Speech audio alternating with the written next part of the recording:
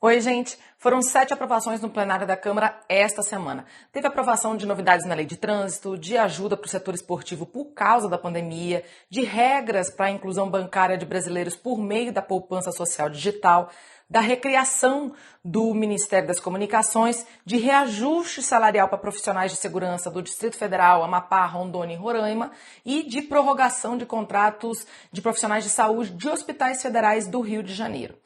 O que tudo isso quer dizer na prática, na nossa vida? Acompanha aqui comigo no resumo desta semana. Eu vou começar falando das mudanças no Código de Trânsito brasileiro, que só esperam a assinatura do presidente Jair Bolsonaro para virar lei. São várias alterações nas regras atuais. Eu vou falar aqui dos principais pontos.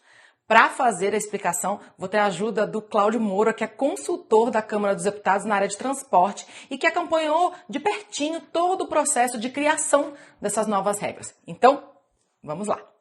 Carteira Nacional de Habilitação. Hoje precisa ser renovada de 5 em 5 anos para quem tem até 65 anos.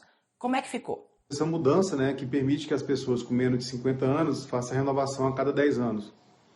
De 50 a 70 anos, o prazo permanece de 5 anos. E a partir dos 70 anos, então, a pessoa renova a cada 3 anos. Suspensão da CNH, ou seja, do direito de dirigir. Hoje, isso acontece com quem comete infrações de trânsito que somem 20 pontos no prazo de 1 ano. Como é que ficou? O projeto amplia esse limite para 40 pontos, mas apenas para os condutores que não cometeram uma infração gravíssima no período de 12 meses.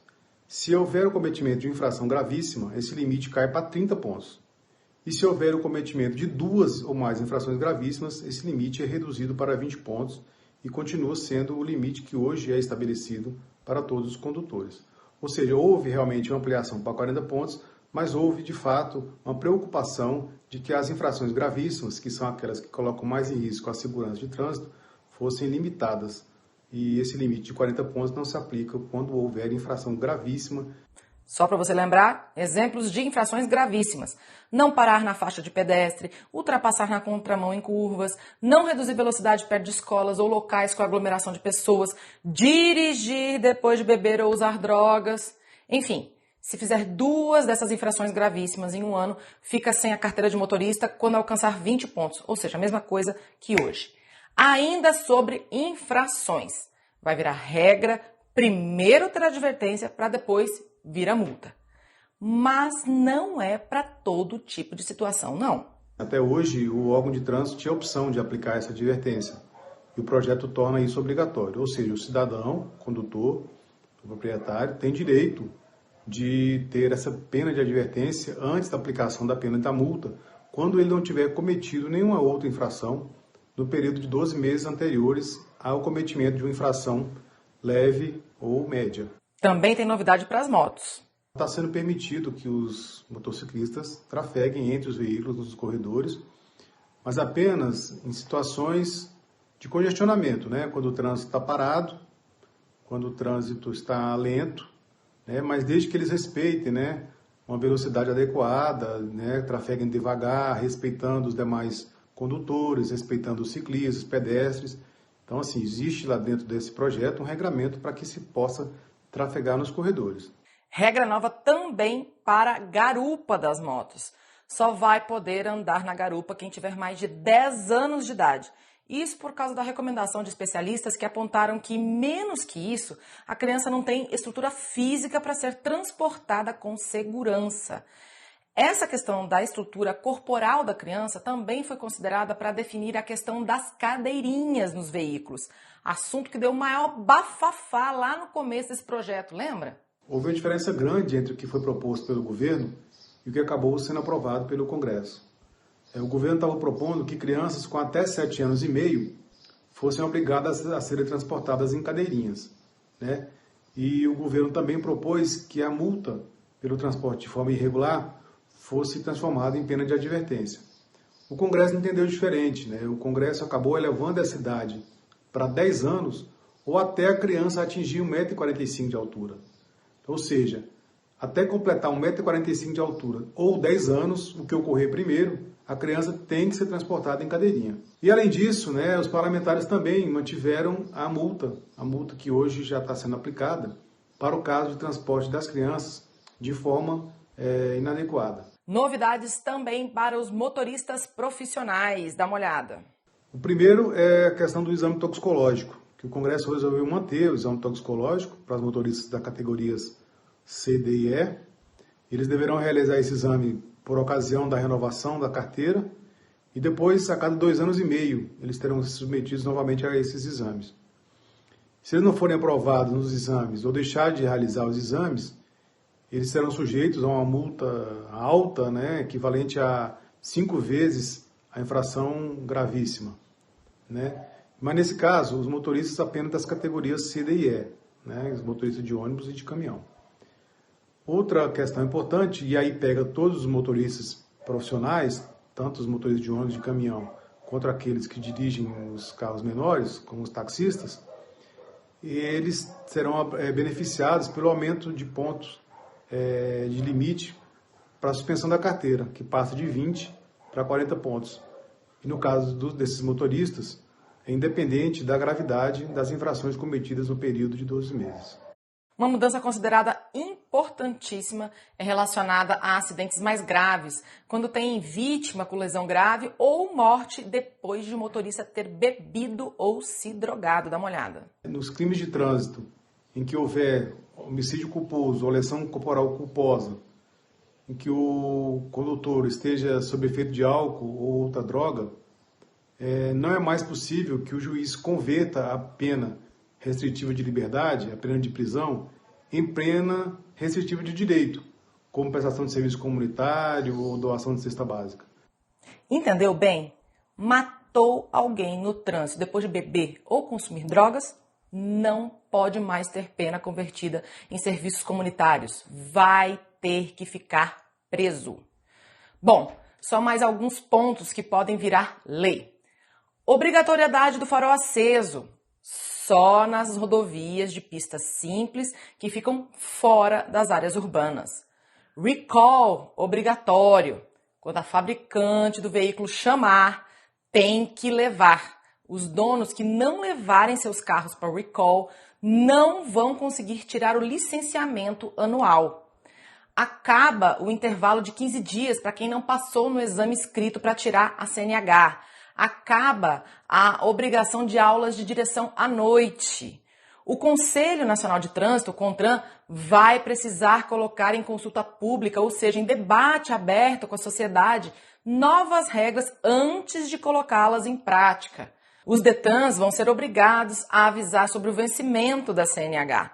Também vão ser obrigados a emitir o documento do veículo de forma digital. Não vai mais precisar ser em papel. Isso também deve acontecer, inclusive, com a carteira de motorista e com as multas.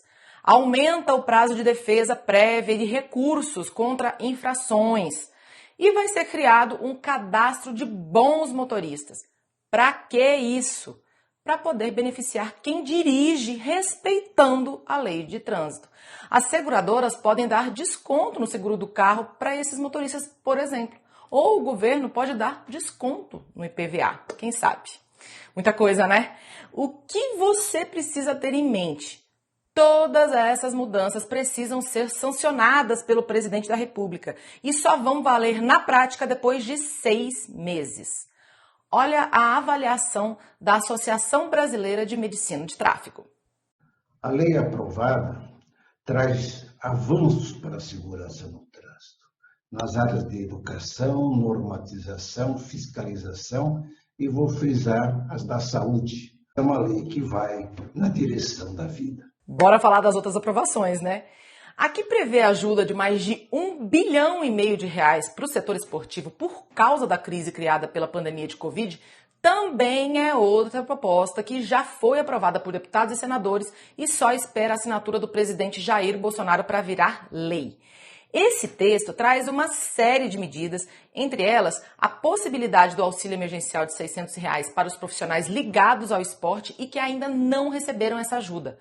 Para isso, precisam se enquadrar em algumas regras e, entre elas, não ter emprego formal e comprovar que trabalha com esporte nos últimos 2 anos. O texto traz ainda outras medidas, como empréstimo especial para profissionais e empresas do ramo, renegociação de dívidas federais para as instituições esportivas, inclusive com previsão de descontos, e medidas para que entidades esportivas tenham gestões mais responsáveis, aumentando mecanismos de transparência e comprometimento de dirigentes para evitar que cometam fraude, por exemplo. E o que os atletas acham disso? O esporte está na UTI, muitos segmentos completamente paralisados, professores sem condições até de ministrar seus treinos, suas aulas, os atletas sem condições até de estarem com as suas preparações, as academias ainda funcionando em condições incipientes e muitos dos profissionais envolvidos com o esporte sem condições de exercer as suas atividades.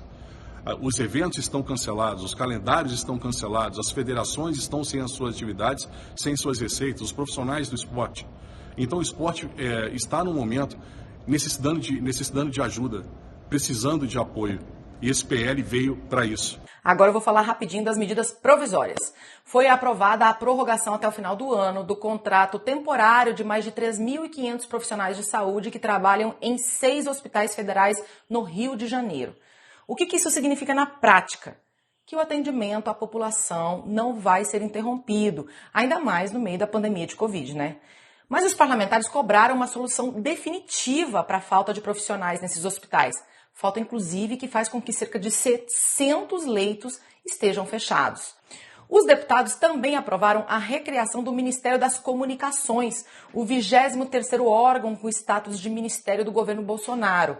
Esse ministério agora é responsável pela publicidade oficial do governo federal, pela EBC, a Empresa Brasil de Comunicação, que tem a TV Brasil, pelos Correios, que podem ser privatizados, inclusive, pelas áreas de telefonia, internet, rádio e TV. Essas duas medidas provisórias, temporários de hospitais federais no Rio de Janeiro e Ministério das Comunicações, esperam sanção presidencial para virar lei. Já o reajuste salarial de policiais civis, policiais militares e bombeiros militares do Distrito Federal e também PMs e bombeiros do Amapá, de Rondônia e de Roraima foi aprovado e já virou lei. Foram aprovadas também novas regras para a poupança social digital, aquela conta criada automaticamente, sem que a pessoa faça nada para o recebimento do auxílio emergencial de R$ 600. A ideia aqui é que, ao invés dessa conta existir só até o final do ano, ela vire permanente e possa ser usada também para o depósito de outros benefícios sociais pagos pelos governos e até para o saque do FGTS. O banco não pode cobrar taxas e tem que permitir pagamento de boletos e 3 transferências por mês. Quem complementar os dados junto aos bancos poderá receber um cartão de débito. A ideia é incluir definitivamente no sistema bancário milhões e milhões de brasileiros que não tinham conta, que só usavam dinheiro vivo. É permitir que essas pessoas consigam fazer pagamentos de forma virtual ou com cartão. A Caixa Econômica abriu até agosto 91 milhões de contas desse tipo desde o começo da pandemia, para o recebimento do auxílio emergencial, para o FGTS e para o complemento de salário para quem teve redução de salário, né, ou suspensão de contrato. Bom, agora essa medida provisória com novas regras para essa poupança social digital vai para análise dos senadores. Olha, os deputados também aprovaram a suspensão neste ano da meta mínima de vendas para outros países para manter descontos em impostos para as empresas que ficam em zona de processamento de exportação, ZPE. Mas, como isso não foi aprovado pelos senadores em tempo, a medida provisória perdeu a validade sem virar lei permanente. Então, eu nem vou entrar em detalhes, ok? É isso, gente. Ficou alguma dúvida? Quer saber algo mais detalhadinho? Dá uma olhada no site oficial da Câmara dos Deputados. Tem tudo lá. Um abraço para você e até a próxima. Tchau, tchau.